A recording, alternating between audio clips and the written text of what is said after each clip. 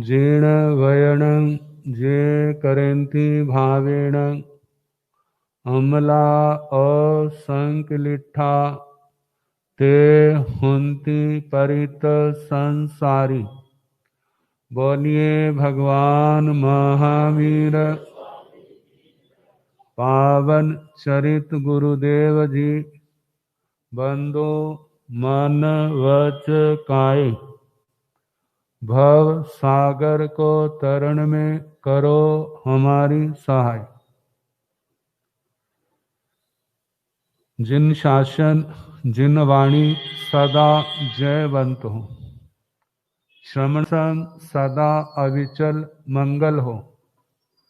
मुक्ति को प्राप्त श्रमण भगवान महावीर स्वामी, उनकी परम पावन कल्याणी भागवती वाणी वाचक प्रमुख श्री इंद्र भूति गौतम आदि गणधर भगवंत जुग प्रधानाचार्य परम पूज्य श्री सुधर्मा स्वामी जी महाराज, उनकी परम पावन पाठ परंपरा वर्तमान आचार्य ध्यान योगी परम पूज्य श्री शिव मुनि जी महाराज एवं गुरुजन सबके पावन चरण सरोजों में मेरा अनंत अनंत बार वंदना नमस्कार।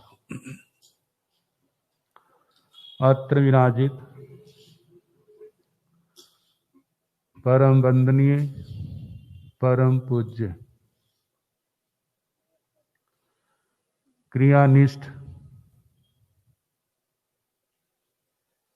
उत्तर भारतीय प्रवर्तक पूज्य श्री आशीष मुनि जी महाराज एवं मुनिवृंद धर्म प्रेमी सज्जनों, माताओं तथा बहनों, हमारा सभी का अहोभाग्य पूज्य प्रवर्तक श्री जी महाराज हमारे जहां पधारे। भगवान आप श्री जी का तत्वचिंतक श्री उत्तम मुनि जी होशियारपुर में प्रवर्तक के रूप में पहली बार आगमन हुआ। आप श्री का हार्दिक अभिनंदन अभिनंदन अभिनंदन अभिवादन। आप श्री ने बहुत कृपा की, हमें दर्शन दिए। आप श्री के संबंध में हम क्या कहें। आप श्री ने अपना भारत दर्शन तकरीबन कर लिया।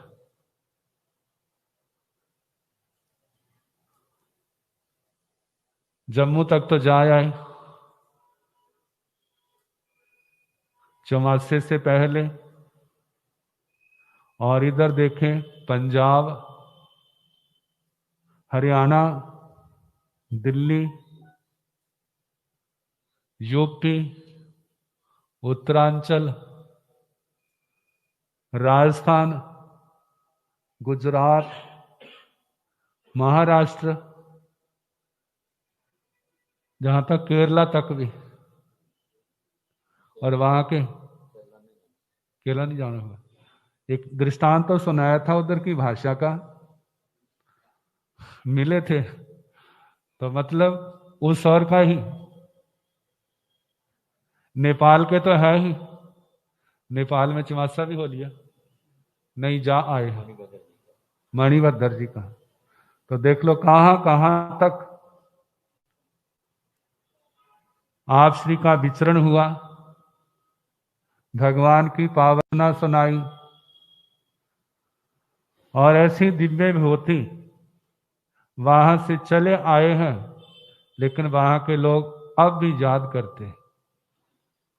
पाली में चौमासा था हमारा, उससे पहले शायद इनका 2002 में चौमासा होगा, या इसके पास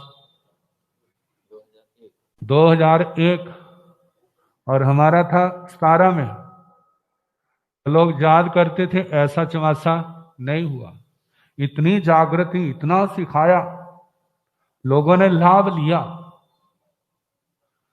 तो 150 अब की बार मुकेरियां का वर्षावास तो मेरठ का था, लेकिन महामारी के कारण, लॉकडाउन के कारण वहां की फर्सना रह गई और मुकेरियां के संघ को जय सौभाग्य मिला। आप श्री पधारे हैं, सबको तारे हैं, हमें भी सबको तारना। भगवान, आप श्री तो अब हमारे राजा हैं, हम आपकी प्रजा हैं।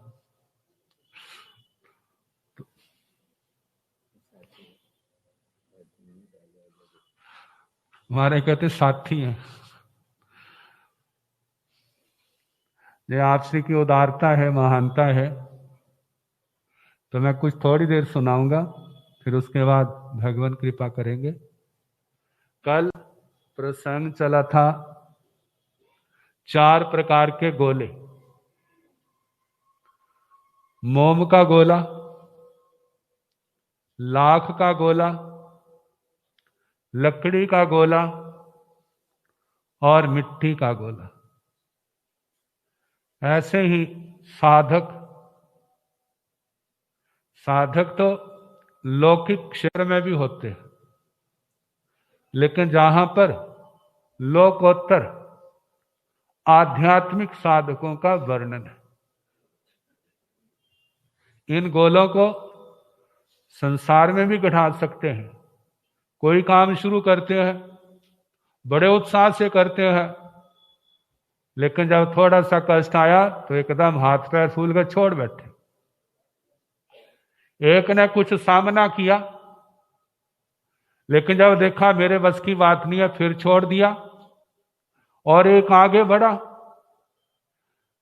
कभी देखा अब तो खत्म हो जाएंगे, छोड़ बैठे। और चौथे नंबर का देखा जाएगा जो होगा, मौत ही तो होगी, तो वैसे कौन सा सदा बने रहना है।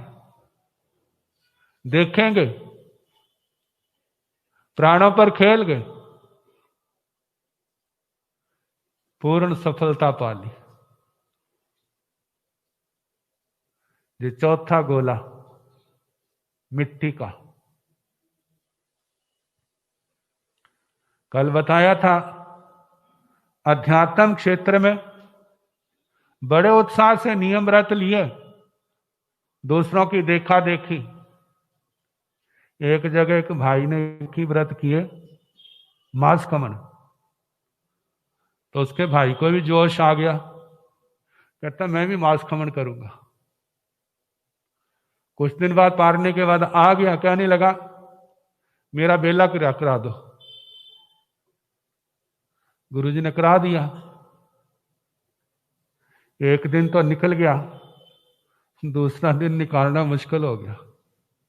हाँ, ऊपर नीचे ऊपर नीचे। अब तेले का नंबर था, बेले में छुट्टी होगी उसकी। मतलब संकल्प तो बहुत बड़ा किया था, लेकिन मनोबल ने, शरीर ने साथ नहीं दिया। मोम के गोले के समान। एक और आगे बढ़े, कष्ट ज्यादा बढ़ा।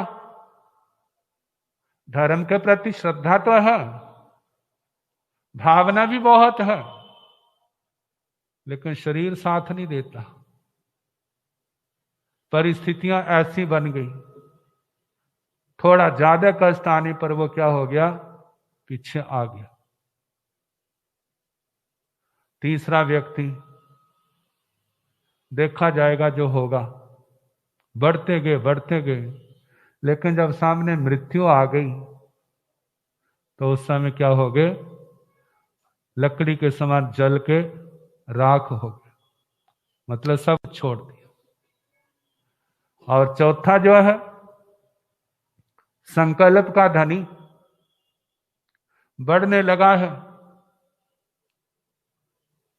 अब कष्ट आने लगे हैं, परिसर आने लगे, लेकिन जैसे जैसे आते जा रहे हैं मजबूती बढ़ती जा रही है।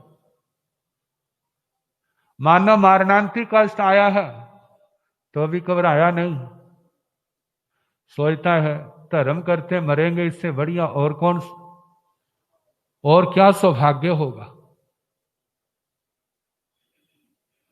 संकल्प लिया था, उस साधना को पूर्ण किया, कष्ट आए घबराया नहीं।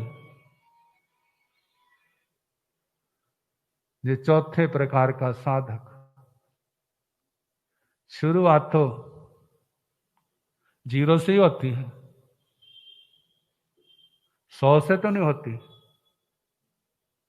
आप बढ़ेंगे, अभ्यास करेंगे, गुरुओं की शरण में रह करके, संघ की शरण में रह करके। पहले माला करने लगे, फिर समाई करने लगे, रात्रि का चौविहार करने लग पड़े, एक आसना आइमिल व्रत करने लग पड़े। अभ्यास बढ़ता गया, बेले तेले चौले ठाइयों पर भी आ गए। कभी एक समाई करनी मुश्किल होती थी, मन 10 दिशाओं में भागता था, लेकिन अभ्यास नहीं छोड़ा और 5-5 समाइकें भी होने लग पड़ी, पोषद होने लग पड़े, पोषद की ठाइयां भी होने लग पड़ी।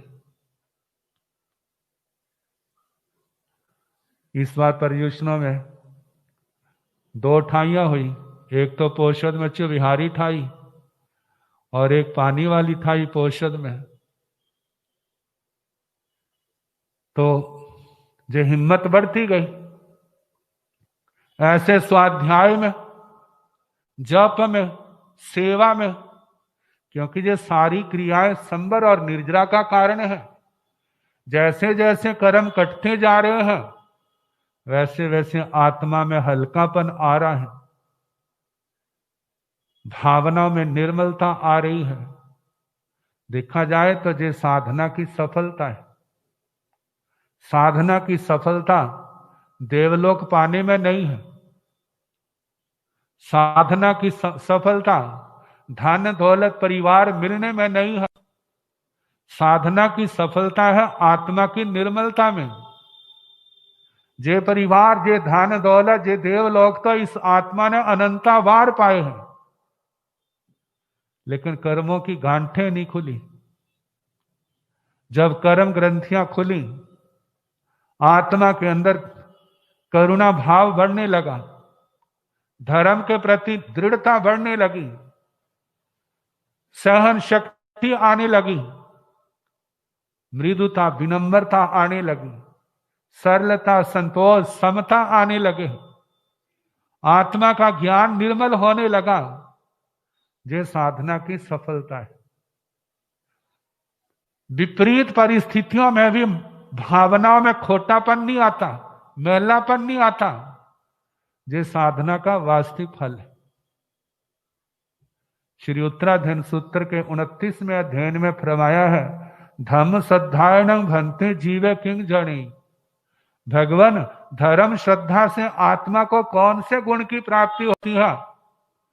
तो ये नहीं कहा कि आपको जे मिलेगा जे मिलेगा। भगवान ने कहा कि जितने साता सुख है उनसे विरक्त होता है, आत्मा में वैराग्य पैदा होता है, आत्मा में संतोष पैदा होता है, क्योंकि सुख की जड़ संतोष है।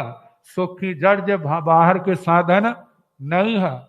आत्मा का संतोष बढ़ेगा तो थोड़े में भी आनंद है। यदि आत्मा के अंदर संतोष नहीं है तो चक्रवर्ती भी बन गया है तो भी उसको शांति नहीं है, देवलोकों का इंद्र भी बन गया है तो भी उसको शांति नहीं है। आत्मा को शांति समाधि देने वाले कौन है?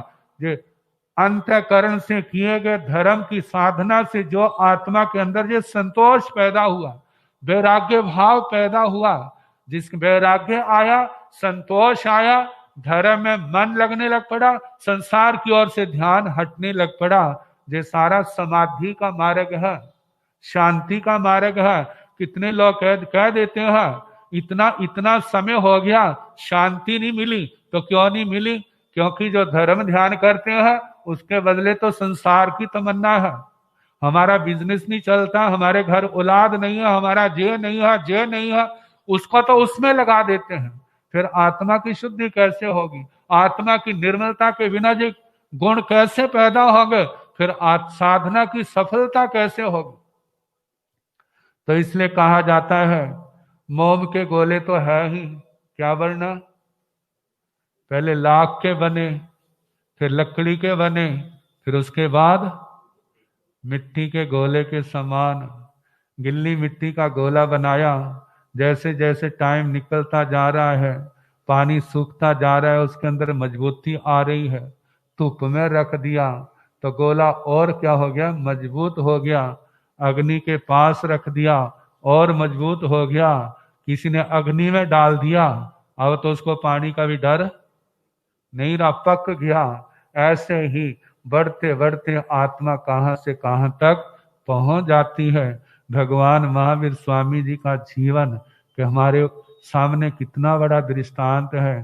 कभी वो नए सार थे, कभी वो मरीची के भाव में थे, कहाँ परिसों से घबरा गए, पीछे हट गए, लेकिन बढ़ते बढ़ते बढ़ते बढ़ते कितनी आत्मा परिपक्व हो गई, जिसके आगे मानवीय शक्ति तो क्या, पशु बल क्या, देवों का बल भी क्या हो गया?